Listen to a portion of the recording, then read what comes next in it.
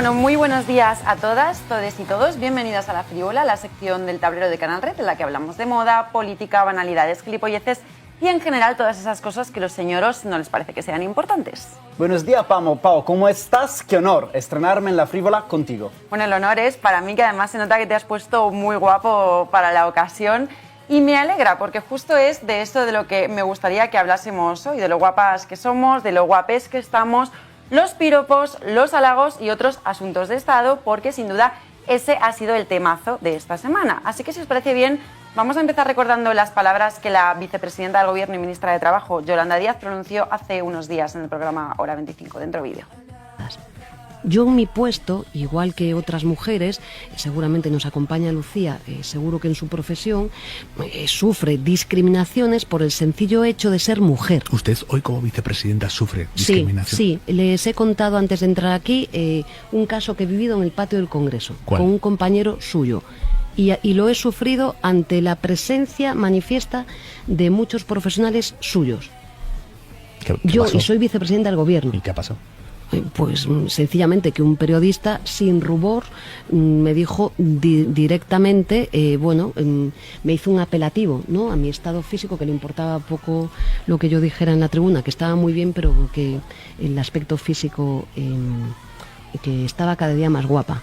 Y yo, ante sus compañeros y compañeras, me acompaña aquí una persona, me quedé pegada y les interrogué, les dije, ¿yo qué hago ante esto? Yo soy vicepresidenta del Gobierno, ¿eh? Imagínense lo que vivimos las mujeres a diario. Bueno, vamos a contextualizar qué es lo que ha pasado aquí. Yolanda Díaz asiste a esa entrevista con Aimar Bretos, durante la que, sobre todo, el periodista la interroga sobre su labor al frente del Ministerio de Trabajo, especialmente dos asuntos. Primero, su proyecto de la reducción de la jornada laboral, cuáles son los apoyos parlamentarios que espera tener, qué negociaciones espera llevar a cabo con el PP y con Junts, etcétera, etcétera. Y segundo, la crisis que estas semanas ha venido atravesando su ministerio, enfrentándolas a ella y a la ministra de Hacienda, María Jesús Montero, en relación a esa subida del salario mínimo interprofesional, que no ha venido acompañada de que se modifique la tributación, de manera que ahora pues los sueldos más bajos, aunque hayan subido, empezarán a tener que tributar el IRPF, del que antes se encontraban exentos. Probablemente una de las mayores crisis que ha tenido que abordar en lo que a su gestión política directa se refiere. Eso es, vale. Pues a continuación, Bretos le pregunta sobre la invasión de Rusia a Ucrania, la reconfiguración del tablero geopolítico con las alianzas Trump-Putin y sobre si ella está a favor de seguir invirtiendo en apoyar a Ucrania militarmente. Aquí las respuestas de Díaz se vuelven algo difusas, poco concretas. A mí no me termina de quedar muy claro si está a favor o en contra de esto, pero bueno. Finalmente, Bretos le pregunta sobre los casos de Rejón y Monedero, sobre la violencia sexual y básicamente sobre si ella piensa que ha habido una diferencia de gestión por parte de Podemos y Sumar en cada caso. Y ahí es cuando ella responde lo que hemos visto en el vídeo, que la violencia sexual y el machismo no son una cosa de los partidos, dice, sino algo estructural y que hasta ella ha sufrido ese machismo. Porque hace poco un periodista le dijo en un entorno de trabajo que no le importaba lo que acababa de decir en la tribuna, sino solamente transmitirle que estaba cada día más guapa. Vale, y a partir de aquí es cuando se enciende la polémica, ¿no? Cuéntanos. Exactamente. A partir de ese momento empiezan a pasar cositas y se van abriendo, para mí, varias líneas de debate muy interesantes. Lo primero y lo más esperable, lo más simple, la reacción del facherío, tanto en redes sociales como en artículos de opinión, como desde los partidos políticos de la derecha, metiéndose con Díaz de la forma más burda y patriarcal y demostrando al final que pues, se reafirma lo que ella decía del trato machista. Bueno, y argumentaban básicamente que Díaz se estaba victimizando y que un piropo no tenía nada de machista y que decir que eso era machismo frivolizaba las violencias de verdad, ¿no? Reacción facha clásica de manual. Por ejemplo, salió Alberto Núñez Feijóo en X diciendo: ni toda crítica ni todo halago es machismo.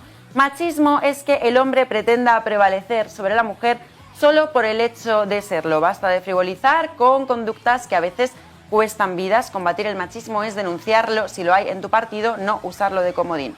Como habla de frivolizar, pues yo aquí me siento directamente interpelada y esto es lo que tenemos que comentar. Así que la primera pregunta que traigo hoy aquí es la más evidente y sencilla de todas. ¿Es cierto que una mujer en política reciba un piropo en un ambiente de trabajo, en un ambiente político, es machista? ¿O es efectivamente algo frívolo? Solo decir que el PP es el aliado de Schrödinger contra las violencias machistas y a favor de quienes llevan a condenados por violencias machistas en sus listas. Literalmente. a Feijóo por estas palabras. De hecho, le han acusado de mansplaining por querer explicarnos a las mujeres qué es el machismo. Y aquí yo, sintiendo en el alma, pues le diría que no lleva razón. Un piropo y un halago no son lo mismo. Y sí, un piropo es una conducta machista. Un halago es aquel comentario en positivo en relación a alguna característica de una persona que suele hacerse desde el respeto, sabiendo que va pues a reforzar su confianza en sí misma y no que va a reducir la identidad y la existencia de una persona o una mujer al comentario que le acabamos de hacer. Como cuando tú me has dicho lo guapo que venía hoy para estrenar sesión contigo. Eso es. Un piropo, sin embargo, con esa connotación de conducta patriarcal, es otra cosa, es un halago envenenado, más o menos, ¿no? Y sí es grave que las mujeres lo suframos en un ambiente laboral o en un entorno político. Y tal y como lo describía Díaz en esa entrevista, aquí estamos ante un piropo como tal con connotaciones patriarcales, porque ella contaba que ese periodista había utilizado el decirle que cada día estaba más guapa para restarle protagonismo a su intervención de contenido político en la tribuna. Más allá de Díaz en concreto, denunciar un piropo en un entorno laboral no tiene nada de frívolo. Un piropo, en ese sentido, se enuncia desde una voluntad de poder. Como cuando os lo dicen por la calle. Exacto, cuando nos lo dicen por la calle es una forma de dejarnos claro que tienen el derecho a opinar sobre nuestra existencia sin nuestro consentimiento e incluso sin conocernos de nada. Y cuando nos lo dicen en un entorno laboral o político es una manera de hacernos sentir que nada de lo que hagamos en nuestro trabajo o nada de lo que hagamos en nuestra gestión política es lo suficientemente válido como para ser evaluado para bien o para mal en sí mismo, porque lo único que importa de nosotras es si estamos o somos guapas o feas, como si nos sirviésemos para otra cosa. En ese contexto, es una estrategia de control sobre los cuerpos, pero sobre todo sobre las existencias de las mujeres para dejarles claro que una mirada externa, la mirada hegemónica masculina, eso que Laura Mulvey identificó como male gaze, es la encargada de decidir si su existencia reducida a su aspecto como un instrumento de control es o no lo suficientemente válida. Además, ya sabemos que la violencia machista funciona como una estructura de iceberg. En su base, lo menos grave es lo que queda invisibilizado, que pueden ser los piropos, y en su cúspide pueden estar las violencias más graves, como el asesinato, que se consideran violencias con un consenso más amplio. Pero todas esas conductas de la base son necesarias en el patriarcado para ir disciplinando a las mujeres poquito a poquito, gotita a gotita, para que cuando perpetren contra ellas las violencias más graves ya se hayan ido acostumbrando al ninguneo que las desvaloriza como seres humanos y su nivel de tolerancia a las violencias esté disparadísimo. Vamos pues que los frívolo es político. Y te pido, ¿eso que se ha recordado de que Díaz se llamó guapo a Garamendi como para decir que no podía hacer un comentario machista porque ella se lo había hecho también a un hombre? Mira, yo te lo he hecho antes a ti también, que eres un hombre.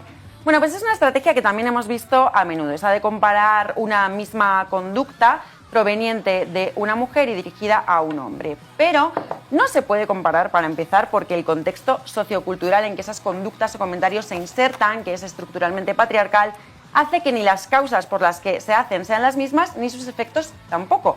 De hecho, cuando Díaz le hace ya tiempo, ¿no?, a Antonio Garamendi, el presidente de la COE, le dice eso de qué guapo estás, dándole 2 besos, en primer lugar, dudo que Garamendi pues viese cuestionada su actuación política como defensor de la patronal, porque llamar guapo a un hombre no es una estrategia históricamente utilizada para ningunear su trabajo o su intelectualidad. Y en segundo lugar, dudo también que Díaz se lo dijera con ánimo de bloquearle o invalidar su actuación política. De lo problemático, de hecho, fue todo lo contrario, la sensación de que una ministra de Trabajo, que se supone que es de izquierdas, halagarse con ese júbilo tan amistoso al que se supone que es el mayor enemigo de la clase trabajadora, el presidente de la COE. Eso fue lo conflictivo, no hay un paralelismo riguroso en términos de machismo para nada aquí con lo del piropo. Pues no vamos a hablar sobre el aspecto de las mujeres en política nunca, es siempre machismo. Pues mira, esa es la última pregunta que quería yo plantear hoy.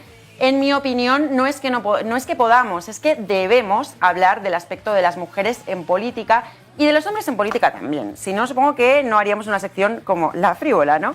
Ahora bien, el quid de la cuestión es cómo se habla del aspecto. Por ejemplo, sería caer en una trampa pensar que porque Díaz haya expresado ese piropo machista de un periodista estos días, ya no podemos hablar del aspecto de Díaz, cuando precisamente ella es una de las políticas más conscientes y que más y mejor maneja la ropa, el aspecto y la estética como instrumentos de comunicación política, voluntarios y conscientes. De hecho, gran parte de su perfil político se lo lleva construyendo todos estos años en relación a su estética. En su día, presentarse ante el mundo como una política fashion, la llamaron la fashionista, los fachos, acordaos, la que vestía bien a pesar de ser de izquierdas, poniéndose guapa en términos muy normativos, casi como si fuera pues la It Girl del Congreso y del Consejo de Ministros, contribuyó a que se crease aquel perfil de transversalidad con el que buscaba interpelar a un sector poblacional que tradicionalmente no se había considerado de izquierdas identitariamente. Su look era parte de su estrategia de tintes catchall también. De hecho, de esa estrategia de erotización de la política, aquí has hablado alguna vez también en el caso de algunos hombres, pienso en Trudeau, pienso en Rivera o en el mismísimo Pedro Sánchez. Aunque, es así, claro, aunque para ellos no encierra el mismo doble filo, ¿no?, que para las mujeres. Pero bueno, con el tiempo, además, a Díaz la hemos visto ir modificando su discurso y su aspecto simultáneamente. Yo recuerdo un mitin durante la campaña electoral de 2023 en el que llevaba puesto un chaleco de aquella temporada de Zara que me impactó porque era bastante reconocible, ¿no? Lo leí casi como si fuera una declaración de intenciones y a los pocos meses Díaz ya estaba hablando de Inditex y de Amancio Ortega como referentes en términos súper positivos. Así que sí, yo creo que es importantísimo hablar de su aspecto y del de cualquiera que esté en política. Pero ojo, que esto no es una justificación para los piropos en plan te lo buscaste porque llevabas la falda muy corta. Lo que es súper importante es el cómo y desde dónde se habla del aspecto. Decir si una política está guapa o está fea, así en términos absolutos, no aporta nada y encierra un claro sesgo patriarcal. A ver, ponme un ejemplo que no me entere. Pues mira, básicamente, meterse con una política por ser rubia llamándola tonta, por ejemplo, no tiene nada que ver con analizar si el rubio lo lleva como una estrategia para proyectar una imagen más normativa y aburguesada que pueda interpelar a sectores poblacionales más normativos y aburguesados. Pero bueno, para ir acabando, dejo una última reflexión sobre la mesa y es que a mí personalmente tampoco me pareció baladí que el otro día en Hora 25 Díaz escogiese precisamente ese ejemplo de entre todas las situaciones machistas que ella misma u otras mujeres hayan podido vivir en política, que estoy convencida de que ha habido muchas. Justamente porque ella es muy consciente del poder de la estética, creo que es interesante pararnos a pensar en cómo elige una situación con la que claramente la derecha se le va a echar encima, porque son la derecha, llegando incluso a decirle que no es guapa, que es muy fea, o sea, gran argumento, y la izquierda pues va a estar bastante de acuerdo en no comprar esos marcos tan patriarcales y machistas y ponerse de su lado en este sentido. Sobre todo en medio de una entrevista que versa principalmente sobre su crisis con María Jesús Montero, de lo cual no trascendió casi nada del contenido. Y además, un último apunte, es interesante también cómo escoge un ejemplo en el que se expone como víctima en una situación de ese piropo, pero a efectos el contenido que logra trasladar y que consigue que se reafirme en términos de agenda y de imaginario colectivo no es en realidad malo sobre ella, sino que refuerza la idea de que ella es guapa y estilosa. Y vaya por delante que ella puede contar lo que le dé la gana. Mi única conclusión de todo esto es, en esencia, que sí, que lo frívolo es político.